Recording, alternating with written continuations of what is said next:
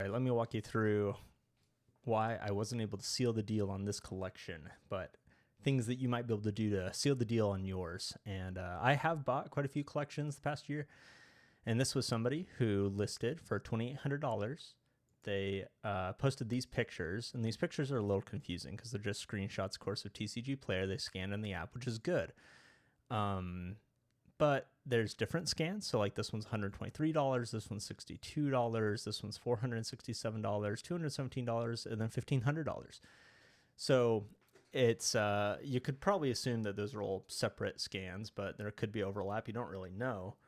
And this individual here, and this is kind of common, this person's like, look, I've scanned a lot of my stuff, but I'm not going to scan all of it. And touche, scanning all of it is a pain in the butt.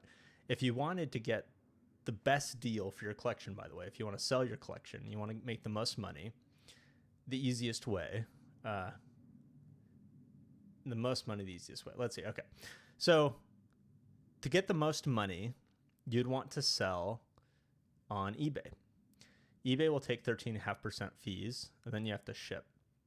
And so when all is said and done, you're going to get like 80, maybe 85% of the value of your cards, depending on how expensive your cards are. Really expensive cards, it costs the same to ship in, a dual land as it does to ship your Esper Sentinel, right? So like a $40 card versus a $400 card, they both ship with tracking. Yes, maybe you put more bubble around your $400 card, but it's not going to really make a difference. And so anyways, more expensive cards, you're going to be able to keep more of the money. Less expensive cards, you're going to get a lower percent. And so for somebody like this who has a ton of individual cards, they could sell each one of these and make, 80% of their total value. They're asking for $2,800. What they've listed here, and when you add everything up, and actually I worked with this guy and he scanned more of his collection. He ended up showing me the list that was like $3,300 total. So $3,300. Let's bust out ye old calculator. Oh man, I wish I knew how to use the Steam Deck.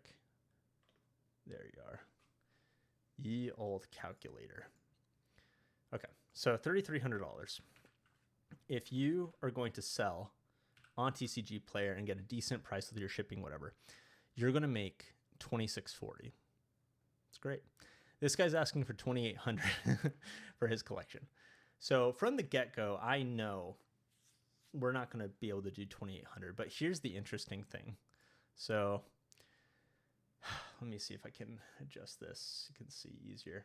So I got his list, and I go into TCG Player, and I then paste his list into mass entry. If you don't know how to do that, scroll down here to the bottom. Yes, quite a long list. I think there's like 900. I guess we see here there's 987 items. So at the bottom, there's this mass entry button. You can take a look at this. And here you can paste in and create a sheet, create a order, and then you can optimize that order. And it takes a hot minute because there's so many cards.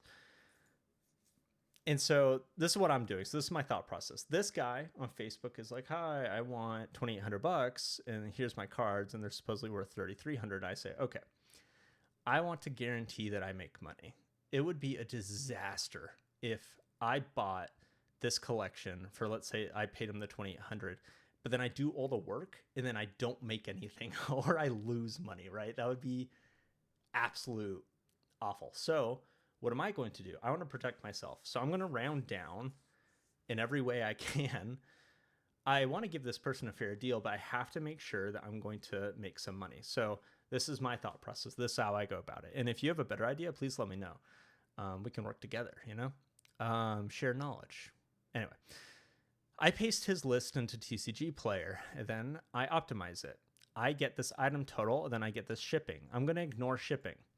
Yes, some of these listings include shipping as like part of their price. So this isn't quite fair to completely ignore shipping, but to keep myself safe, some of these, the shipping is just, it's like a 2-cent card.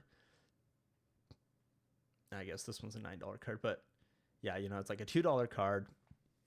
And then they're adding on $1 shipping. And so That's part of this 154. It's not actually a value of the card. It's just shipping. So I'm going to ignore this shipping, ignore this $154. So then I get this 2,600. So if I was a customer interested in every single that this guy was selling, 2,600 bucks would be a good deal. And, well, sorry. Yeah, 2,600 would be market price. Or, you know, it's like, here's part of the issue too. So there's a difference between TCG player market and TCG player low. Market is, this isn't quite fair, but market's kind of a fictional number that TCG player makes up. We can take a look at this, for example. So market price, $3.57. Well, the most recent sale is $2.99. And the stuff listed here is $2.56, $2.60. So what's going on? Why is the market price $3.57 when you can get plenty of good copies for like $3? Then yes, there's shipping here, but if you spend over $5 with the seller, you get free shipping. So it's a $3 card. Why is the market price higher? Well, the market price is higher because in the past, items have sold for more than $3. Here we have, 18 items sold between I need to stop moving. Between 18 items sold between $3.69 and $7. That's going to go into this calculation of market price. So yes, the market price is $3.57, but in reality, the price is lower. And usually, the TCG player low price, the price you can actually buy it for right now, is lower than the market price. And the case where it would be higher is if the price is rising rapidly, then the low price could be higher than the market price, but I don't see that very often. So, So this guy sends a message, of like, this is my $3,300 collection, but that's the market price. And so, yeah. So if we look at the low price, like the price that you could actually buy the cards for, which is, by the way, the price that I could actually sell the cards for. Some items are the cards getting smaller because stuff is being moved to save for later or whatever. But you saw the numbers before, you get the idea. So yes, he thinks his collection's worth $3,300, and so $2,800 would be a good deal. But in reality, it's like $2,600 if you wanted to buy all those cards right now this second. And if I want to buy those cards from him and sell them. And so $2,600, well, what is... okay, I want to make money.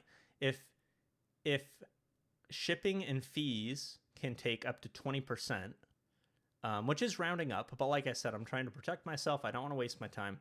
So I'm going to say that 20% of the value is just going to get eaten by shipping and fees. So how do I make money? Well, I want to make 10%. I guess I could, if I was okay making 5%, then I could offer 0.75, right? 75% of whatever the value is. So this collection, the real value, I know, is like $2,600. That's the real like TCG low of this collection. So I take that, and I really want to make 10%.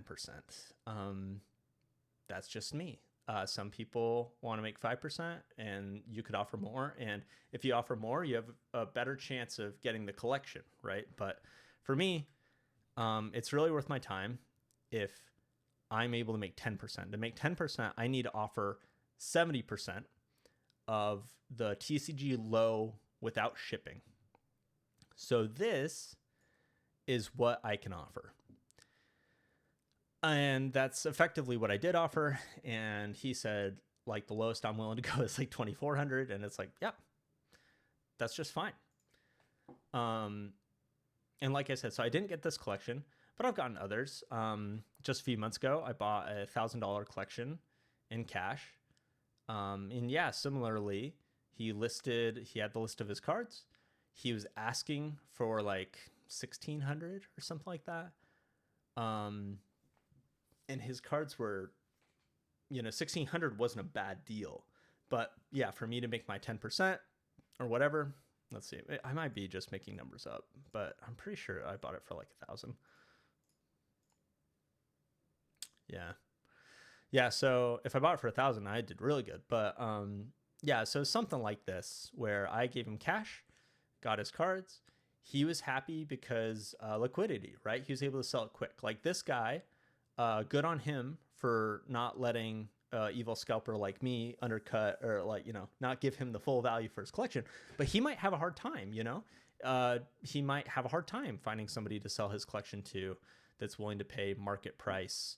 I mean, like 2,400 for $2,600 worth of cards. That's like nobody's going to be able to buy that, sell it, and make money. So I'm not sure who would buy it. Although I don't know, the market's crazy. Maybe someone's out there. Maybe someone's more clever than me. Maybe you're more clever than me. Maybe you know how to buy his collection for 2,400 and make money on it, but I do not. And so I had to pass it up, which is okay. This was just on Facebook Marketplace. I was just scrolling, doom scrolling like I do, and then you see like, oh hey, look, a $2,800 collection. I wonder if he's itemized it. Oh, he has. Sweet. I'll ask him for the list. He sends me the list, and it's all good messages, good vibes. It just didn't work out, which is fine. It doesn't have to work out. It's like some people do not want to undervalue their collection. They are not willing to part with it for 70%, and that's okay. It's like, it's good on you. But like I said, other people out there, they need the money. They want the money. They don't want the cards. And it's a good deal. It's a good deal, man. If you don't want to ship every single card, and this person, he was kind of complaining about just having to scan every single card. He actually didn't scan all the cards until some people were giving him offers contingent on him scanning all the cards. And then he decided that he would. And so it's interesting. But yeah, let me know if you have any thoughts about a better way to go about the trying to buy people's collections process, because that's what I do. Like I said, I've been like mildly successful. Certainly not like I'm not doing it consistently. Most of my money I make is from buying at distributor prices, buying commander decks, breaking those down. And I'd love to talk about that another time. But anyways, good times, y'all.